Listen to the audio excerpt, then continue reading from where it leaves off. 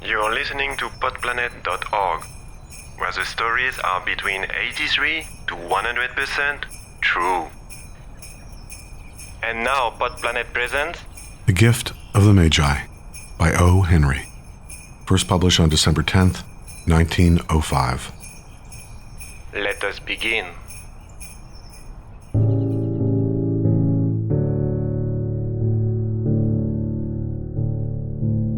Chapter 1. $1.87. That was all. And 60 cents of it was in pennies.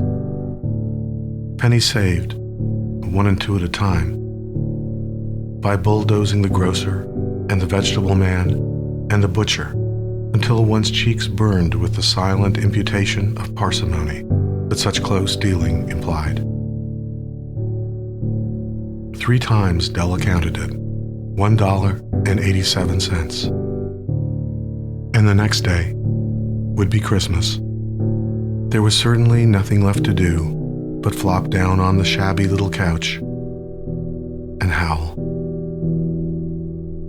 So Della did it, which instigates the moral reflection that life is made up of sobs, sniffles, and smiles, with sniffles predominating.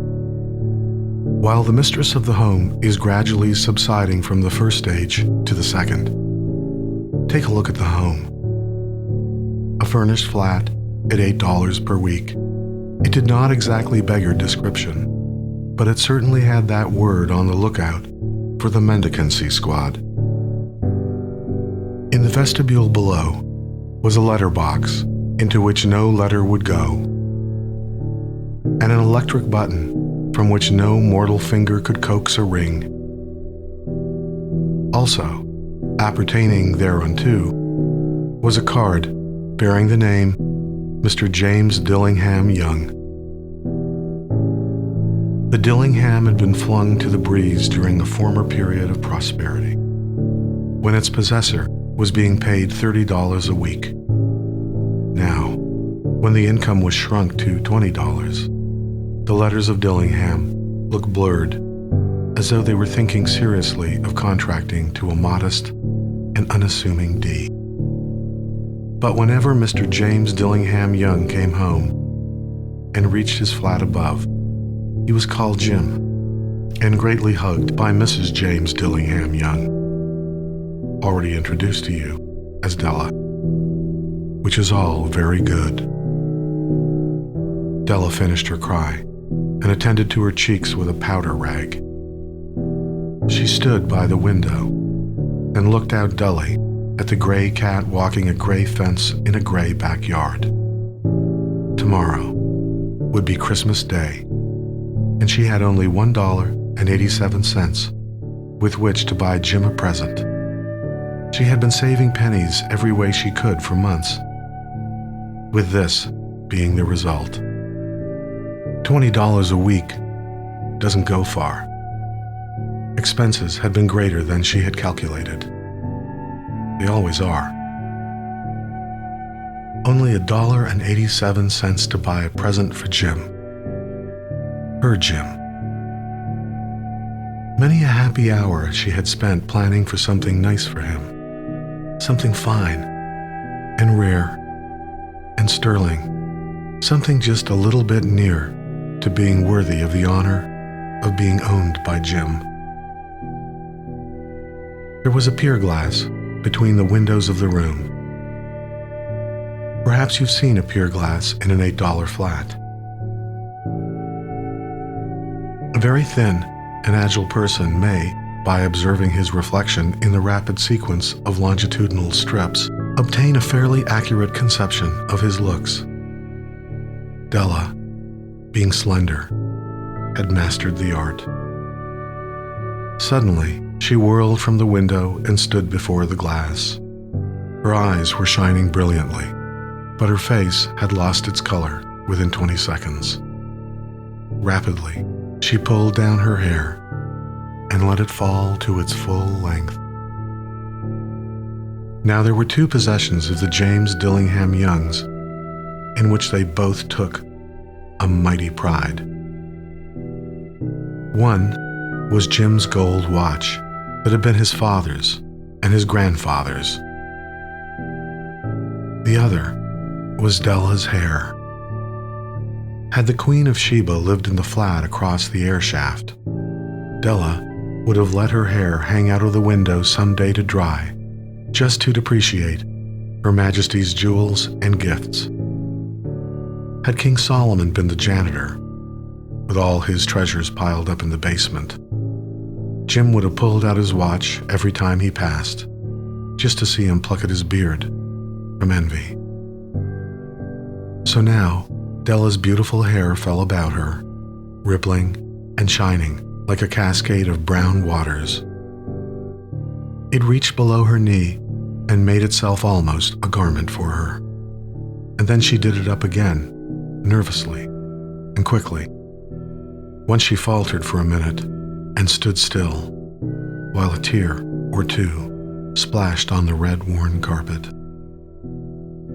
On went her old brown jacket, on went her old brown hat, with a whirl of skirts, and with the brilliant sparkle still in her eyes, she clattered out of the door and down the stairs, into the street.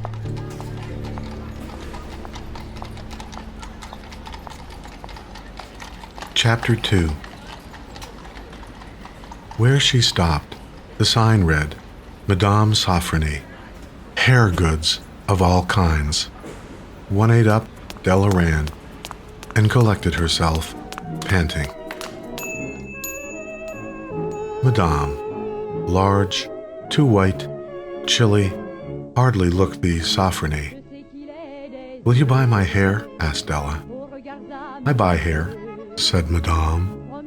Take your hat off and let's have a sight at the looks of it. Down rippled the brown cascade. $20, said Madame, lifting the mass with a practiced hand. Give it to me quick, said Della. And the next 2 hours tripped by on rosy wings. Forget the hashed metaphor. She was ransacking the stores for Jim's present. She found it at last. It surely had been made for Jim and no one else. There was no other like it in any of the stores, and she had turned all of them inside out. It was a platinum fob chain, simple and chaste in design, properly proclaiming its value by substance alone and not by meretricious ornamentation, as all good things should do. It was even worthy of the watch. As soon as she saw it, she knew it must be Jim's. It was like him, quietness and value. The description applied to both. $20 they took from her for it, and she hurried home with the 78 cents. With that chain on his watch, Jim might be properly anxious about the time in any company. Grand as the watch was, he sometimes looked at it on the sly, on account of the old leather strap that he used in place of a chain.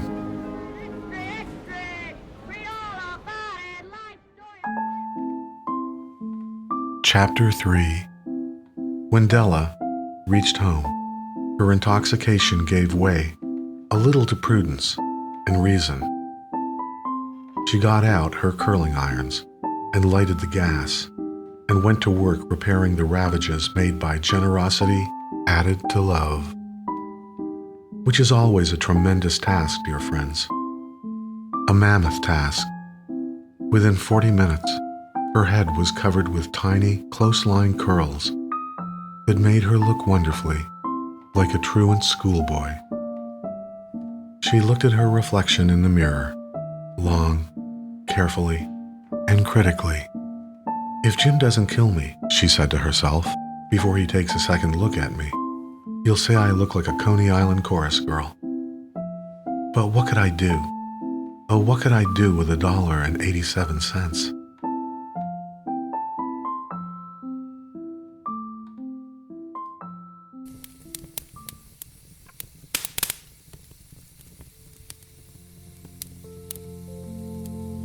Chapter 4.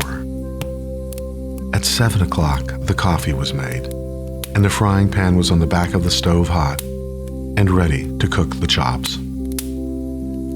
Jim was never late. Della doubled the fob chain in her hand and sat on the corner of the table near the door he always entered.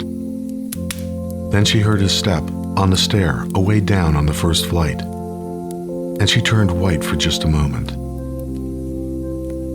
She had a habit of saying little prayers about the simplest everyday things, and now she whispered, "Please, God, make him think I am still pretty." The door opened, and Jim stepped in and closed it. He looked thin and very serious. Poor fellow. He was only 22, and to be burdened with a family. He needed a new overcoat, and he was without gloves. Jim stepped inside the door, as immovable as a setter at the scent of quail. His eyes were fixed upon Della, and there was an expression in them that she could not read, and it terrified her. It was not anger, nor surprise, nor disapproval, nor horror, nor any of the sentiments that she had been prepared for. He simply stared at her fixedly, with that peculiar expression on his face. Della wriggled off the table and went for him. "Jim, darling," she cried, "don't look at me that way. I had my hair cut off and sold because I couldn't have lived through Christmas without giving you a present. I'll grow it out again. You won't mind, will you? I just had to do it. My hair grows awfully fast. Just say Merry Christmas, Jim, and let's be happy. You don't know what a beautiful, nice gift I got you." "You've cut off your hair?" asked Jim laboriously, as if he had not arrived at the patent fact yet, even after the hardest mental labor. "Cut it off and sold it," said Della. "Don't you like me just as well anyhow? I'm me without my hair, ain't I?" Jim looked about the room curiously. "You say your hair is gone," he said, with an air almost of idiocy. "You needn't look for it," said Della. "It's sold, I tell you, sold and gone too. It's Christmas Eve, boy. Be good to me, for it went for you. Maybe the hairs of my head were numbered," she went on with a sudden serious sweetness. "But no one could ever count my love for you. Shall I put the chops on, Jim?" Out of his trance, Jim seemed to quickly wake. He enfolded his Della. For 10 seconds, let us regard, with discreet scrutiny, some inconsequential object in the other direction.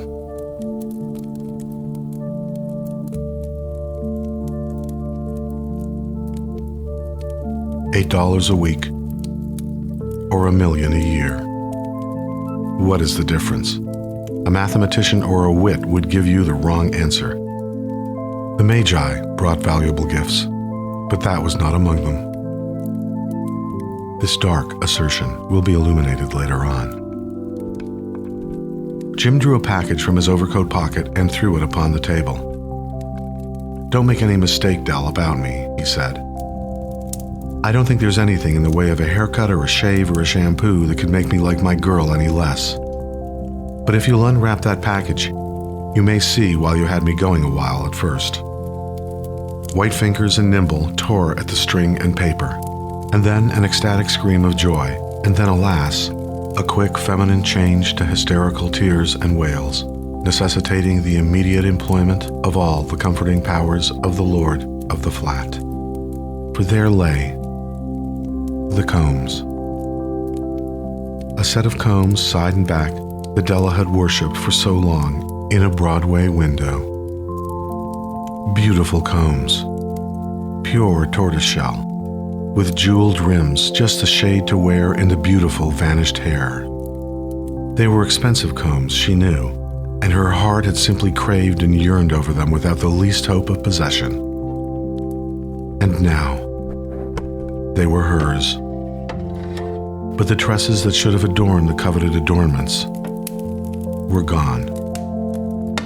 She hugged them to her bosom, and at length she was able to look up with dim eyes and smile and say, "My hair grows so fast, Jim." And then Della leaped up like a little singed cat and cried, "Oh!" Jim had not yet seen his beautiful present. She She held it out to him eagerly upon her open palm. The dull, precious metal seemed to flash with a reflection of her bright and ardent spirit. "Isn't it a dandy, Jim? I hunted all over town to find it. You'll have to look at the time 100 times a day now. Give me your watch. I want to see how it looks on it." Instead of obeying, Jim tumbled down on the couch and put his hands under the back of his head and smiled. "Dell," he said, "let's put our Christmas presents away and keep them a while. They're too nice to use just at present. I sold the watch to get the money to buy your combs. And now suppose you put the chops on."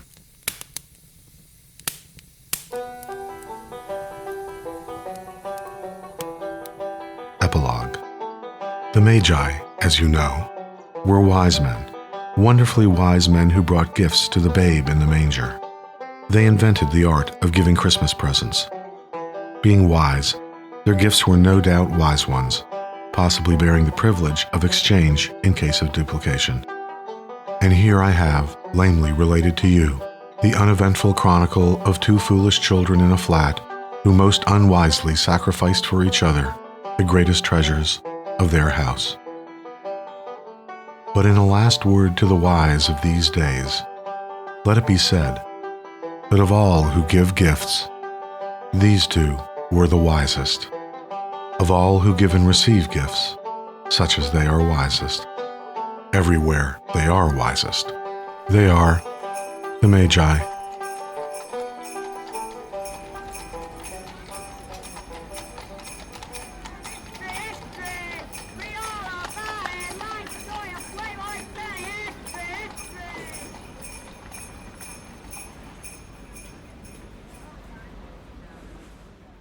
You have been listening to Pod Planet, where the stories are between 83 to 100% true. Pod Planet is written and produced by Peter McHugh and Clive Desmond. The Pod Planet theme was composed by Jonathan Goldsmith. Creative consultant Monique Kelly. Digital and audio design by Oliver Wickham and Aidan Vickery.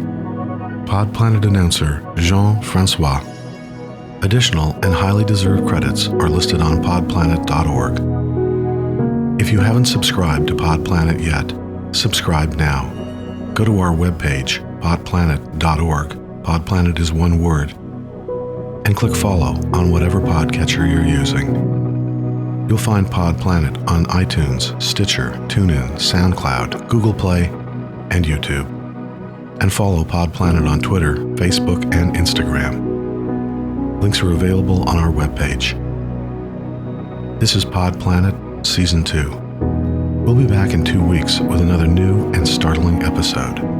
Until then, on behalf of Peter McHugh and the whole Pod Planet team, thanks for listening. I'm Clive Desmond. Pod Planet is part of the Public Radio Exchange and the Association of Independents in Radio. You have been listening to Pod Planet. A new episode drops every 2 weeks on Thursday.